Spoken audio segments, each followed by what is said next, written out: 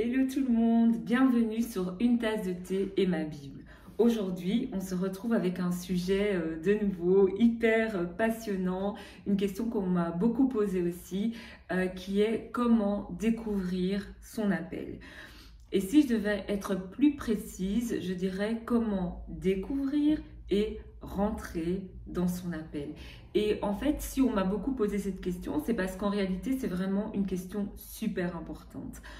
Pourquoi? Parce que découvrir notre appel, c'est découvrir finalement le but de notre vie, découvrir la raison pour laquelle on a été créé, découvrir quelle est cette chose qu'on va faire et qui va nous faire comprendre en fait c'est pour ça que je suis venue sur la terre, ok? C'était ça le truc que je devais faire de ma vie. Vous savez, il n'y a pas un meilleur feeling dans la vie que de faire ce pourquoi on a été créé. Quand on fait ce pourquoi on a été créé, eh bien tout prend sens. Toutes nos difficultés, tout ce qu'on a pu traverser sans forcément le comprendre, toutes nos douleurs, tous nos combats. On se dit, ben, allez, ça valait la peine parce qu'aujourd'hui, j'ai le sentiment de faire ce pourquoi j'ai été créé et ça n'a pas de prix. Mais pour pouvoir arriver à faire ce pourquoi on a été créé, eh bien, il faut découvrir ce pourquoi on a été créé, donc découvrir son appel et ensuite il faut entrer dans son appel. Parce que c'est pas le tout de découvrir son appel, encore faut-il y entrer et on va voir que parfois ça peut prendre énormément de temps pour notre bien, mais c'est difficile. Une fois qu'on sait ce à quoi on est appelé, on n'a qu'une seule envie, en fait, c'est de pouvoir le faire. Alors tout d'abord, découvrir ce à quoi on est appelé.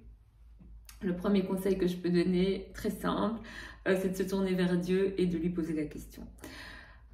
En fait, il n'y a que l'auteur de l'œuvre d'art qui peut exactement dire ce dont il s'agit. Vous savez, récemment, je regardais des vidéos d'un gars qui prend des peintures, qui nous les montre et qui nous dit, ben voilà, quand vous regardez cette peinture, vous avez toujours pensé que c'était ça, mais en fait, voilà ce que c'est vraiment. Et à chaque fois, on est hyper étonné de voir que sur la peinture, en fait, ce qui se passe, c'était pas du tout ce qu'on pensait en regardant d'un premier coup d'œil.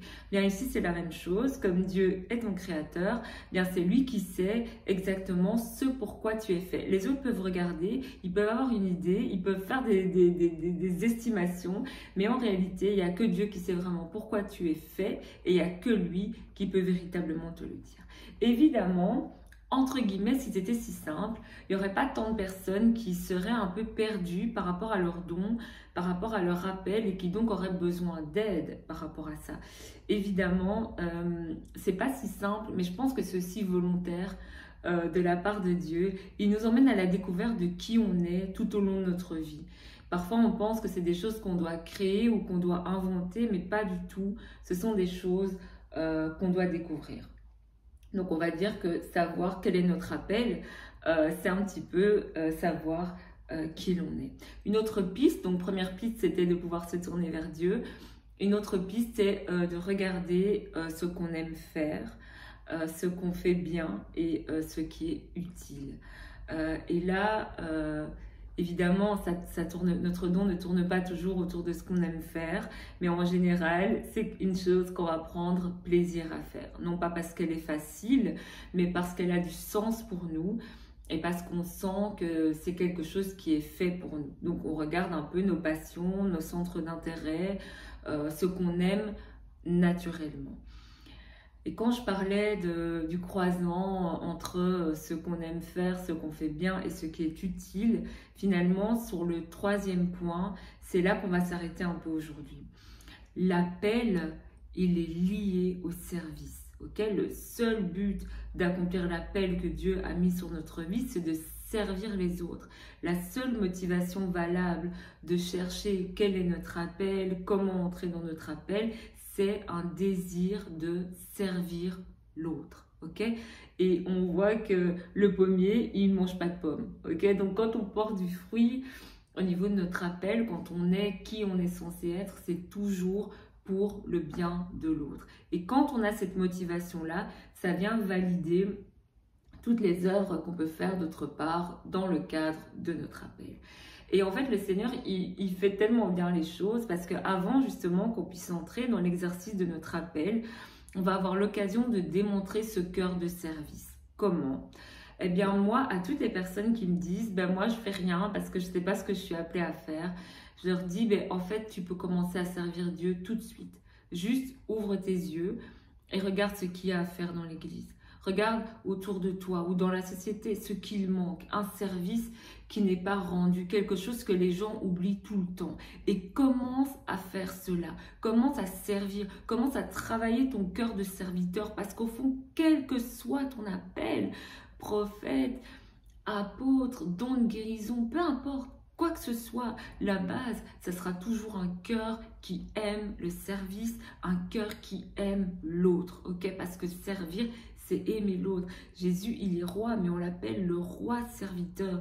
Donc avant de savoir à quoi on est appelé exactement, on peut déjà travailler dans son appel en travaillant son cœur de serviteur, en servant dans son église locale, en faisant les choses qui ne sont pas faites aujourd'hui parce que personne ne les fait, en pensant aux choses auxquelles personne ne pense souvent. Ça va être des tâches qui ne sont pas forcément reluisantes ou que justement, si elles ne sont pas faites, c'est parce que personne n'a envie de les faire. Mais quand on fait ça, on est en train de démontrer à Dieu que j'ai pas forcément le désir de m'exposer, j'ai pas forcément le désir de m'épanouir, mais j'ai le désir de te servir. Et là, quand tu fais ça, sache que ton appel, c'est même pas toi qui vas chercher après lui, mais c'est lui qui va chercher après toi. C'est ton appel qui va te poursuivre. Et ce que je dis, on peut très bien le vérifier dans la Bible. On voit par exemple que quand Élisée a été appelé à la suite d'Élie, il était en train de labourer les champs de son père. Et je pense que dans son cœur, il devait y avoir une frustration. Il se dit, mais moi j'ai un appel de prophète, on me l'a déjà dit, et je suis là en train de faire quelque chose qui n'a rien à voir avec mon appel. Je suis en train de faire quelque chose qui n'a pas de sens pour moi. C'est pas mes aspirations, ça m'épanouit pas, quelque part ça me frustre, mais c'est le travail que j'ai à faire, j'aide mon père. Et l'appel de Dieu vient le trouver dans cette situation-là. C'est la même chose pour Moïse. Moïse a renoncé. Pourtant, au fond, lui, il sait qui il est. Il sait que Dieu veut travailler au travers de lui. C'est pour ça qu'il a quitté le palais de Pharaon. Et pourtant, où est-ce qu'il se retrouve? À être un berger pour les troupeaux de son beau-père. Et je suis sûre que ça devrait aussi le frustrer à fond, de se dire, mais qu'est-ce que je suis en train de faire? C'est pas pour ça que j'ai quitté le palais de Pharaon. Si j'ai quitté le palais de Pharaon, c'est pour accomplir une mission, et je me retrouve ici au milieu de nulle part à m'occuper de brebis. C'était pas ça le deal. Et c'est là que Dieu le rencontre. C'est Dieu qui trouve Moïse dans cette situation. Un jour, il voit le buisson ardent sur son chemin, et ce chemin-là, c'est le chemin qu'il emprunte avec le troupeau. Donc Dieu sait te trouver dans ta situation qui n'a pas de sens pour toi. Peut-être Dieu a déposé quelque chose dans ton cœur, quelque chose de grand. Tu sais ton appel. Peut-être tu sais que tu vas voyager, tu vas enseigner, tu vas prêcher, que sais-je, tu vas prophétiser. Mais ce que tu vis aujourd'hui, ça n'a rien à voir. Ce sont peut-être des temps de contradiction. Mais profite de ces temps-là pour préparer ton cœur. Profite de ces temps-là pour développer en toi le cœur du serviteur. Parce que c'est ça qui, après, viendra valider tout ce que tu pourras faire dans le cadre de ton appel. Ce qui compte aux yeux de Dieu, c'est le cœur, c'est la motivation. Pourquoi tu fais les choses? Commence à servir dès aujourd'hui. Que tu saches ou que tu ne saches pas. Si tu ne sais pas, sache que ça va te trouver là où tu es en train de servir ton prochain.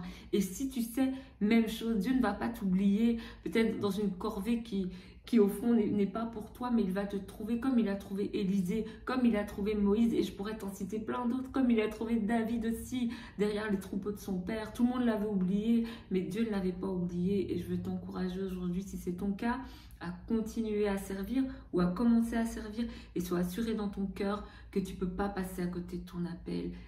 Il te cherche, ton appel te cherche. Développe juste ton cœur de serviteur. Que Dieu te bénisse.